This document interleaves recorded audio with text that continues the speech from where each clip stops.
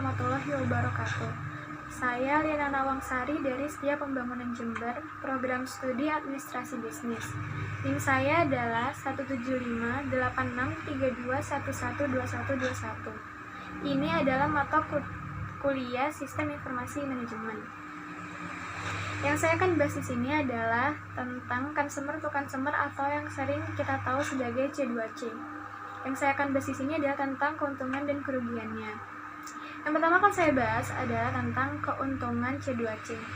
Keuntungan utama C2C adalah penjual dan pembeli mudah dijangkau.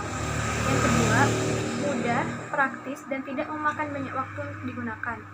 Yang ketiga, sangat mungkin satu pelanggan menjadi penjual atau pembeli. Mungkin bingung ya, pelanggan menjadi penjual atau menjadi pembeli. Nah, di sini saya akan jelaskan.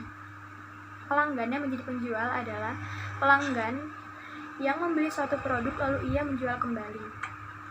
Maksud dari pelanggan sebagai pembeli adalah pelanggan yang membeli suatu produk yang akan ia gunakan secara pribadi.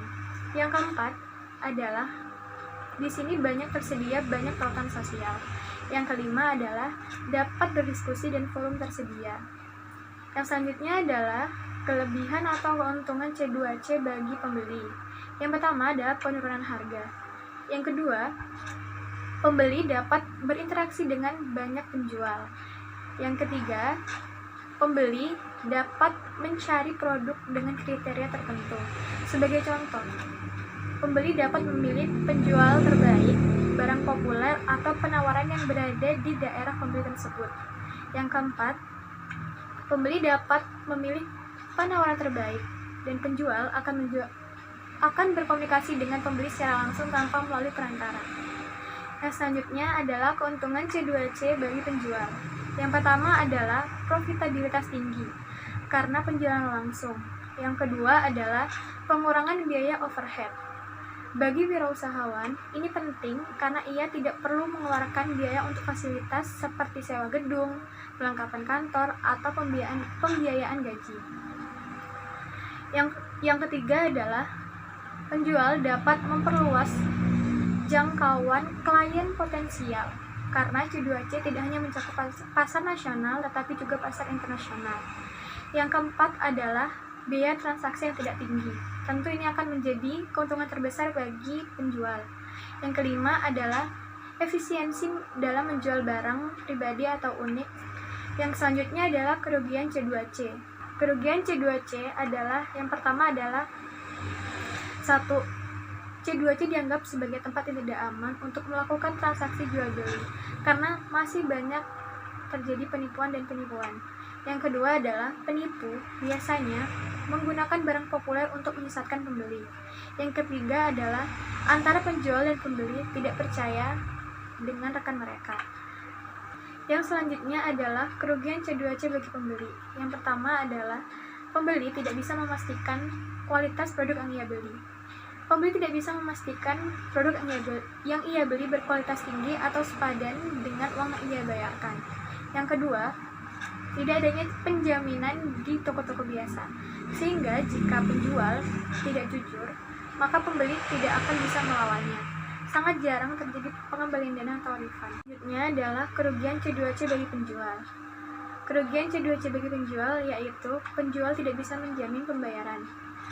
Kebanyakan kasus, klien mereka memutuskan kerjasama mereka setelah transaksi selesai, sehingga informasi tidak diberikan dan terjadi kesalahan dalam pengiriman barang. Assalamualaikum warahmatullahi wabarakatuh. Perkenalkan, nama saya Ilmi Intan Purnamasari, Administrasi Bisnis semester 6. Di sini saya akan menjelaskan tentang pengertian dari C2C dan karakteristik dari C2C. Nah, jadi langsung saja saya akan menjelaskan pengertian atau definisi dari C2C. Di dalam e-commerce ada 5 mekanisme atau model bisnis yang dijalankan. Salah satunya adalah C2C atau biasa disebut dengan consumer to consumer. Lalu, apa yang dimaksud dengan C2C? Nah, jadi C2C merupakan jenis e-commerce yang meliputi semua transaksi elektronik, baik barang maupun jasa antar konsumen. Umumnya transaksi ini dilakukan melalui pihak ketiga yang menyediakan platform online untuk melakukan transaksi tersebut. Jadi di sini penjual dan pembeli itu juga menjadi konsumen. Nah, contohnya itu misalkan contoh dari beberapa website institusi adalah Tokopedia, Bukalapak, dan Shopee. Di sana Anda dapat menjadi penjual sekaligus pembeli. Nah, kemudian saya akan menjelaskan tentang karakteristik dari situsi. Karakteristik yang pertama yaitu pada lingkup konsumen ke konsumen bersifat khusus, karena transaksi yang dilakukan hanya antar konsumen saja, seperti lelang barang misalkan.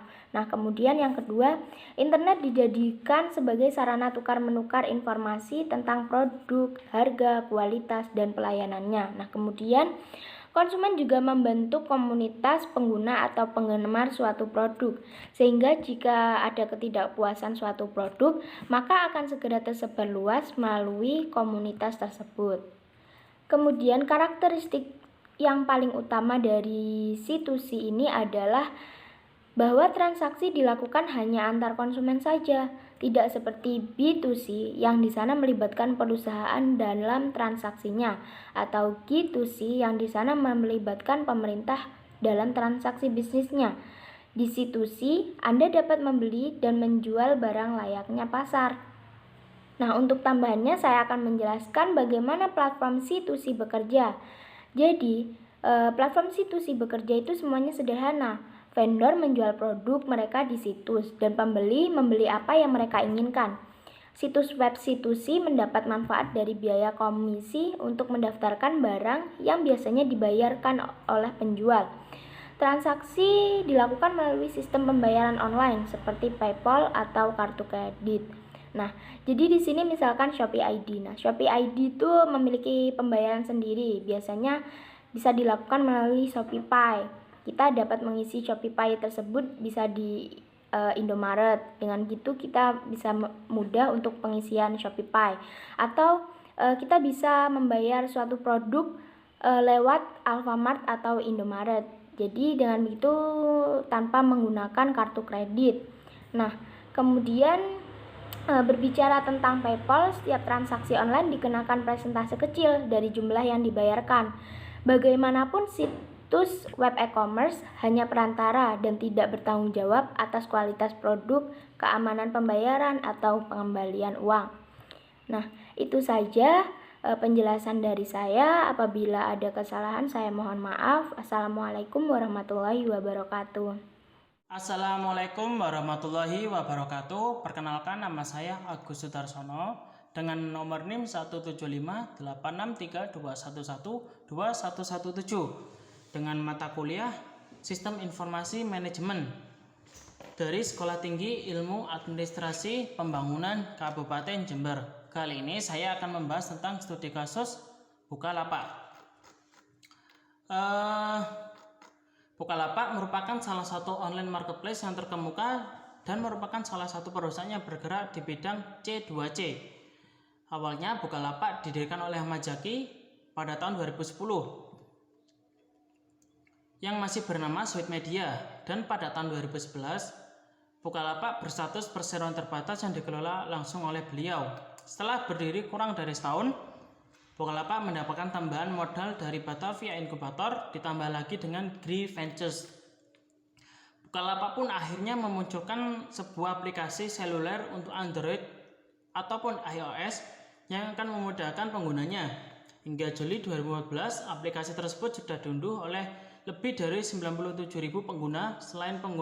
Selain customer service dan website yang mudah untuk digunakan, terdapat fitur andalannya yakni fitur Quick Buy yang tidak memerlukan registrasi bagi pembeli ketika hendak membeli barang. Jadi ketika membeli barang tidak usah registrasi, tinggal pilih barang, klik bayar, lalu kirim. Hingga sekarang Bukalapak memiliki fasilitas untuk para UKM Indonesia untuk lebih produktif menggunakan transaksi jual beli online. Selain itu, di Bukalapak terdapat juga fitur Buka Forum yang ditujukan untuk para pengguna, baik penjual atau pembeli, untuk saling sharing, berdiskusi, dan menambah wawasan satu dengan yang lain. Bukalapak.com menjadi situs yang sering digunakan oleh user baik pembeli atau penjual. Namun masih banyak kekurangan dalam berjalannya situs belanja online ini. Hal ini terdapat banyak sekali pada buka forum, terdapat banyak sekali keluhan dari penjual maupun pembeli. Situs C2C ini menjadi wadah antara pembeli dan penjual yang akan melakukan transaksi. Dalam hal ini buyer atau pembeli yang jadi pihak yang akan mendukung alur transaksi agar berjalan dengan lancar. Akan tetapi tidak semua pembeli melakukan transaksinya berjalan dengan mulus. Akan tetapi malah merugikan pihak lain. Pembeli dapat menggunakan akun pembeli palsu dengan memanfaatkan kesalahan transfer pembelinya. Hal ini dapat dilakukan dengan simpel dan tidak membutuhkan biaya. Cara yang dilakukan pembeli adalah dengan membeli barang yang sama pada semua seller atau akun-akun yang berbeda dan menunggu dari pembeli lainnya yang juga membeli barang yang sama dan mentransfer uangnya dengan nominal yang kurang tepat atau tidak sesuai dengan aplikasi yang dengan jumlah harga yang tertera pada aplikasi tersebut. Hal ini dapat menjadi celah bagi pembeli yang curang untuk mendapatkan barang yang diinginkan dengan cara cuma-cuma. Permasalahan yang lainnya sering terjadi saat melakukan transaksi di Bukalapak ini yakni terdapat seller yang curang dalam menjual barangnya. Contohnya ini dibuktikan dengan salah satu keluhan yang disampaikan seorang buyer kepada Bukalapak lewat buka forum. Jadi buyer yang ingin membeli handphone untuk hadiah ulang tahun anaknya, akhirnya buyer ini mencari di situs Bukalapak Setelah melihat berbagai macam handphone, akhirnya buyer ingin membeli barang tersebut dengan mentransfer dan mengirimkan bukti pembayaran atau bukti transfer tersebut sesuai dengan nominal yang sudah tertera di Bukalapak. Tetapi Bukalapak tidak memberikan balasan tentang transaksi tersebut. Akhirnya buyer menelepon call center Bukalapak dan Bukalapak menyuruh untuk menunggu 7 kali 24 jam. Pada akhirnya setelah menunggu cukup lama, buyer tersebut mendapat email dari Bukalapak yang memberitahukan bahwa barang tidak dapat dikirim karena uang yang ditransfer sudah diambil oleh sellernya. Kasus ini sudah dikeluhkan oleh buyer kepada Bukalapak, tetapi hal ini tidak ditindaklanjuti oleh Bukalapak sendiri. Situs Bukalapak ini mengalami banyak sekali masalah yang sudah dijelaskan di atas, memiliki hubungan dengan bagaimana situs Bukalapak dalam membangun kepercayaan kepada setiap pengguna aplikasi atau situs ini. Dengan permasalahan yang ada, tingkat kepercayaan dan penggunanya lambat laun akan semakin rendah dan akan berdampak buruk bagi perusahaan e-commerce Bukalapak tersendiri Informasi yang disajikan di dalam situs ini diharapkan mampu menyediakan informasi dan jasa yang handal dan akurat, namun pada kenyataannya masih mengalami banyak keganjalan. Dengan adanya kasus ini dapat menimbulkan keengganan bagi pengguna untuk menggunakan situs ini. Selain itu, pengguna atau konsumen akan cenderung mencari situs belanja online lain yang memiliki sistem lebih jelas, sistem keamanannya dan lebih banyak digunakan oleh pembeli maupun penjual. Berikut sudah analisis kasus dari saya. Kurang lebihnya saya mohon maaf yang sebesar-besarnya. Wassalamualaikum warahmatullahi wabarakatuh. Assalamualaikum warahmatullahi wabarakatuh. Perkenalkan, nama saya Farah Iki Sefrilia, mahasiswa STIA Pembangunan Jember, program studi administrasi bisnis dengan NIM 1758321121118. Di sini saya mengikuti mata kuliah Sistem Informasi Manajemen, akan membahas atau menjelaskan tentang studi kasus dari Bukalapak situs e-commerce. Baiklah, untuk mempersingkat waktu, saya akan memulai. Bukalapak merupakan situs e-commerce yang sering digunakan oleh seller maupun buyer dalam berjual beli. Tetapi saat berjalannya situs ini banyak permasalahan yang terjadi. Salah satunya yaitu adalah fraud. Keluhan buyer maupun seller sering diungkapkan di buka forum maupun website. Dalam menanggapi permasalahan tersebut, Bukalapak telah menerapkan peraturan yang lebih ketat untuk seller maupun buyer dengan menambah divisi Trust and Safety dan menyiapkan sebuah program untuk meningkatkan keamanan buyer and seller. dalam meningkatkan keamanan ini yaitu dalam bertransaksi serta tugas pokoknya yaitu mengolah dan meminimalisir resiko penipuan yang mungkin akan dihadapi pengguna Bukalapak. Kebijakan ini diberikan langsung oleh Bukalapak dan dapat diakses dalam situs web. Dalam divisi tersebut pun terdapat tim anti-fraud yang secara khusus bertugas melakukan penengahan, monitoring, analisa, dan pemecahan kasus penipuan. Kemudian tujuan divisi ini adalah menjamin kepercayaan dan menjaga keamanan pengguna saat bertransaksi di Bukalapak. Jadi selain divisi yang ditambahkan, Bukalapak juga memberikan sistem keamanan yaitu Artificial Intelligence, di mana sistem ini bisa menerima dan juga mempertimbangkan banyak sekali sinyal atau data dari sebuah transaksi agar kemudian dapat diketahui jenis transaksi tersebut palsu atau tidaknya. Dengan begitu, pengguna dapat merasakan pengalaman berbelanja yang aman dan juga nyaman. Dalam situs ini, Bukalapak sudah menyediakan Bukalapak Care yang dapat menjadi wadah untuk pembeli maupun penjual dalam menyampaikan keluhan maupun opini. Dan juga dapat berinteraksi langsung dengan pihak Bukalapak. Bukalapak juga menyediakan fasilitas untuk mengembalikan uang pembeli apabila terjadi kesalahan dalam pengiriman dan juga permasalahan lainnya. Reaksi pengguna dari situs ini pun disadari oleh Bukalapak, sehingga dalam menangani permasalahan ini, situs sudah memberikan upaya dan juga pertanggungjawaban kepada para pengguna perihal terjadinya fraud dalam transaksi jual beli. Hal ini juga dibuktikan adanya Buka Forum dan Bukalapak Care yang diberikan situs ini untuk menampung keluhan dan juga permasalahan pengguna. Di sisi lain, situs ini juga mencegah dengan memperketat peraturan dan juga meningkatkan sistem keamanan. Selain itu, Bukalapak juga berupaya untuk memberikan layanan refund dan memperketat sistem keamanannya agar pengguna nyaman menggunakan situs belanja online. Berbagai upaya pun yang dilakukan oleh Bukalapak diyakini dapat mengembalikan kepercayaan dari penjual dan pembeli di situs ini. Di sisi lain pun juga akan mengurangi fraud yang akan merugikan berbagai pihak. Sekian penjelasan dari solusi studi kasus Bukalapak. Mohon maaf jika ada salah kata. Wassalamualaikum warahmatullahi wabarakatuh.